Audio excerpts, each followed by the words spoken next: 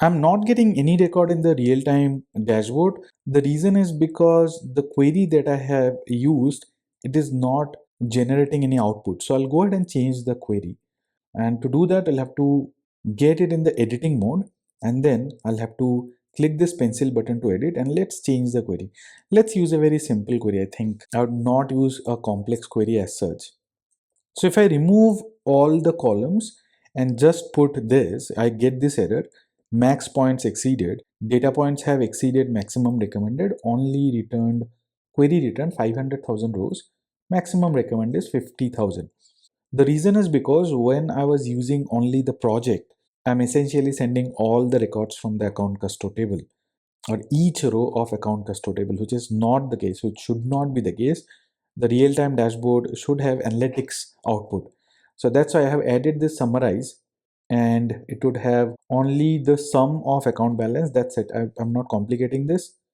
Sorry, I have not defined the X and Y axis properly.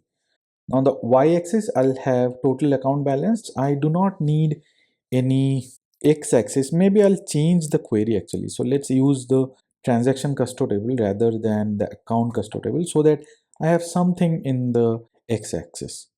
Okay, so this is the table that I'm going to use, and I'll project only the amount and the ledger type and the transaction status. Now after this, I'll summarize because I need to provide some aggregation. Okay, this is the query, and I think this should be enough. Let's apply the changes. Sorry, again, I did not change the Y column. So I'll be using the total amount in the Y column, and in the X axis, I'll be using the transaction status. Now if I apply the changes, this is what it is. And now if I send data to the event stream, which is loading data to the transaction custody table, then this dashboard would be refreshed continuously without us having to do anything. So this is how we can use real-time dashboard, and you can create various different graphs, various different charts in real-time dashboard, and you can have these widgets in here, and I can add more pages if I want. Obviously it is in viewing mode. If I go to editing mode, I can add more pages, and as many pages I add, those would be the number of real-time dashboards that I would create. And behind every real-time dashboard, there has to be a KQL query. I had created very simple query. Obviously, you can go ahead and explode or experiment with the KQL queries that you should run behind a real-time dashboard. This KQL query is also not correct because you see on the x-axis I have only empty. There is no data, or there is no tag or legend on the x-axis. And on the y-axis, it is only showing the total amount. So this is not a complete dashboard.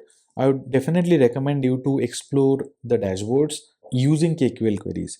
And the exercise that I had given you in the previous topic, which is event house, please use those KQL queries, and using each KQL query, create a dashboard. So there are 10 different KQL queries that you have to create and execute. Use those KQL queries to create 10 different dashboards, just like this.